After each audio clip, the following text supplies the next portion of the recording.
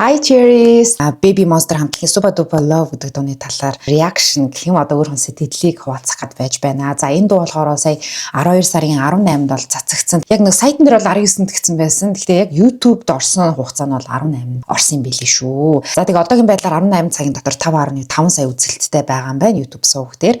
За тэгээд энэ клип болохоор юм futuristic гэж ярьдэн штэ тийм ирээдүйд цагийн юм хийсвэр одоо төсөөл дээр ингээд тулгуурласан тийм клип байсан. Дууны хувьд гэх юм бол юм одоо soft R&B гэх юм одоо юу гэдэг өвлийн хайрын дуу гэж ойлгож болохоор юм билээ. За тэгээ би анхны сэтгэлдээ хэлье. Би яг энэ дууг сонсонгод нэг дуу надад санаанд орсон. За би яг энэ үзэгдлийг хаана харж ялаа. Гэхдээ энэ нэг дуу яг л нэг хамтлагтай адилхан байна да гэж би бодсон байхгүй юу. Гэхдээ би бичлэгийн дундуур ямар хамтлагтай адилхан санагдсанаа би хэлнэ. Одоо л хэлэхгүй. Төрийг хойшлуулж. За тэгээ энэ клип маань болохоор их гоё клип байсан. За урд урдын яг нэг Baby Monster хамтлагийн дуунуудыг бодох юм бол илүү зөөлөн, soft, айгүй тийм эмэгтэйлэг, тийм мэдрэмж өгсөн маш гоё дуу байсан. Их гоё аялгуулаг дуунууд байдаг шүү дээ. Тэгээд энэ клип маань эхлэхдээ юм сансрын ертөнцийн дээр ингээд явж байгаад нэг юм ирвэхээ айгүйх ингэж нисэж мэсэл. Морь энэ клип дээр бас айгүйх гардаг. Ирвэхээ, морь, тэгээд тэр нэг бугун хэлбэртэй сүмнэр тэр бол зөндөө олон удаа гардаг. Гэх мэтлээ энэ гурав бол айгүйх гардаг. Клип эхлэхдээ болохоор Эйса эхлүүлдэг байгаа. Японы гишүүн те. Эйсагийн өсвөл их гоё зөгчээлээ. Ингээд эхлээд яг нүрийн хэсэг нь гардаг штэ. Ингэж яагаал тэгсэн гэл яг нэг юм анимашн шилжилт нь бол айгүй гоё байсан. Яг ингээд зүүдлээд байгаа юм уу? Застай мэдээж нэг өвлийн дуу 12 сар цацгаж байгаа дуу учраас их гоё харагдчихсан. Thumbnail зурган дээр би анзаарсан байхгүй юу? 6 гишүүн гэхээсээ илүү 5 гишүүн байсан. Нэг гишүүн ингээд байхгүй болсон. Нэг октод ингээд гүйлдээд явж байхдаа хамгийн цаа талд нь Эйса байсан. Гэхдээ Эйса бол харагддаг. Яг энэ нөгөө thumbnail зурган дээр яагаад YG Entertainment-ийн 5 гишүүнийг ингэж харагдуулсан болоо? Яг 6-аар нь оруулахгүйгээр эсвэл нэг тийм чанар манарын хувьд 5-тай нь илүү гоё харагдсан байж бас болох юм тий. Тэгтэл одоо ч 6 гишүүнтэй байгаа шүү. Уг нь бол 7 гишүүнтэй. Рами бол одоо баахгүй байгаа. Сүүлийн хэдэн уран бүтээлүүд дээр ерөөсө клипэнд тоглоогүй. Дэлхийн аялын тоглол инээ дээр нэвтрүүлэхэд ч гэсэн ерөөсө оролцоогүй. Хүмүүс бол ер нь бол клип дээр харах юм бол Рамиг айгүйх өгүүлж байгаа нь бол харагдсан. За дараагийн гишүүн болохоор Парита байна. Үнэхээр өнгөлөг энэ дундаас хамгийн их одоо өөртөө одоо өөрчлөлтийг авчирсан гишүүн гэж хэлж болохоор байсан. Үсний өнгө нь бол надад бол маш их таалагдсан юм гоё ягаан өнгөтэй. Яг нэг тийм K-pop Demon Hunters-ыг үзэж байгаа юм шиг тий. Угаасаа нөгөө мамаа дээр Парита дуулсан штэ. Тэнгэр нь ингээд үзмийн ягаан өнгөтэй, үснийх нь өнгөтэй төстэй. Өөрөө өмссөн байсан тэр пастел цэнхэр, цайвар цэнхэр өнгө нь тэр арын бэкграунд тэнгэр мэнгэрийн өнгөтэй адилхан байгаа байхгүй.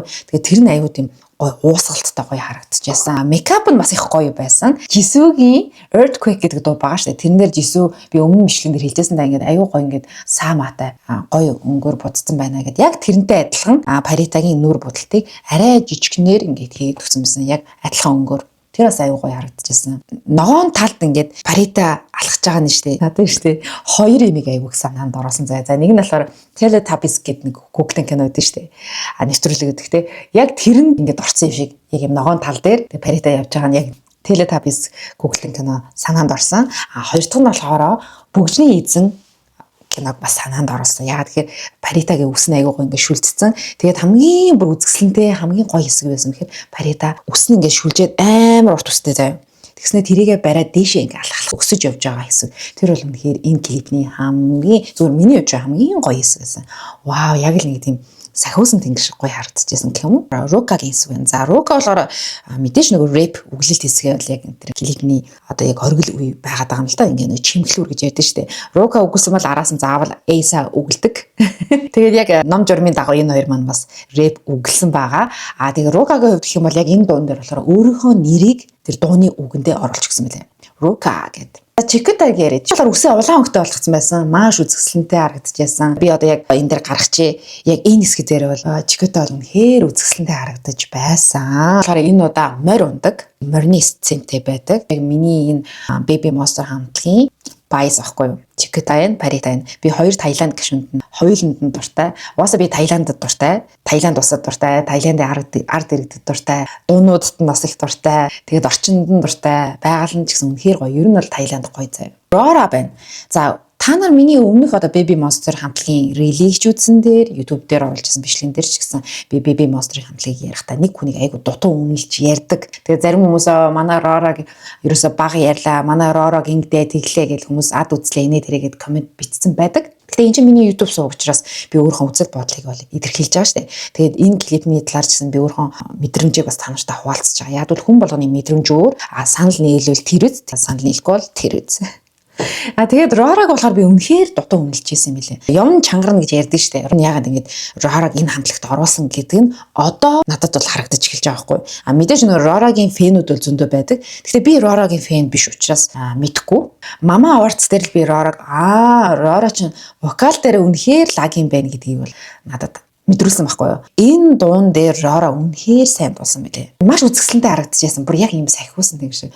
Вау, одоо нэг Innisfree-ийн реклам тоглоод байгаа юм уу? Нэг тийм гоо сахны реклам тоглож байгаа шиг үнэхээр үзэсгэлэнтэй харагдчихсан. Тэгвэл тэр цэцгэн дээр, тэр үүлэн дээр тэр ингээ сууж байгаа хажуунаасаа ч гэдэг юм уу. За энийхээ дууг ачи. Рорагийн I'm waking up in the sky гэдэг тийм шиг. Яг тэрэн дээр яг морь үүлэн дээр гарч ирдэг. Үүл шиг өнгөтэй морь гарч ирдэг.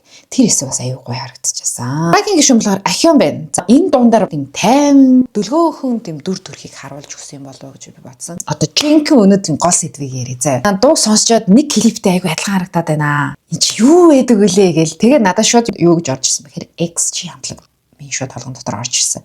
Тэгээ би ямар сандаа бүр YouTube дээр ингээ уцаар ингээ хайж байгаа байхгүй.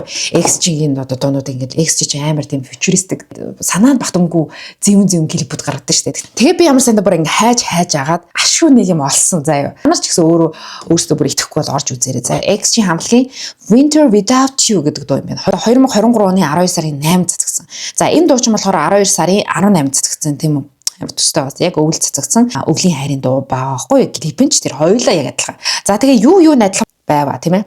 Би одоо урлаг судлаач юм аа байши. Хүмүүс ингээд цасан дээр ингээд алхаж байгаа штэ. Яг тэр цасан дээр алхаж байгаа хий маяг тийм зөөлөн алхаж байгаа нь яг энэ клип адилхан байсан. Одоо энэ хоёр клип эхлэл хэсэг дээр яг юм дэлхийн ингээд од гарагс дээр ингэж харагддаг. Хоёр түнхээр адилхан байсан зүйл юу гэхээр нар жаргаж байгаа хэсгийг харуулдаг. Хоёр клип хоёулан дээр. Тэгээ тэр нар жаргаж байгаа хэсгийг октод хардаг. Гадаа штэ. Байшин дотор биш. Baby Monster хамтлаг болохоор ингээл хамтдаа ингээл алхаж малхал ингээл арын хэсгээс нь харуулж байгаа штэ. XG хамтлагийг ч гэсэн яг ингээд тэр нар жаргаж байгааг хардаа гэл ингээд хамт аваад тэгээ араас нь бас ингээд камера явж идэг. Тэгээ хамгийн бүр сонирхолтой заяа. Миний анзаарсан зүйл. Тэр яасан бэхээр энэ хоёр дуу хоёулаа thumbnail зургийн та нар хардаа ийм адилхан байж болох уу? Тэгээ айл 2 жилийн өмнө гарсан дуу штэ XG хамтлаг. Нөгөөд нь болохоор одоо гарсан.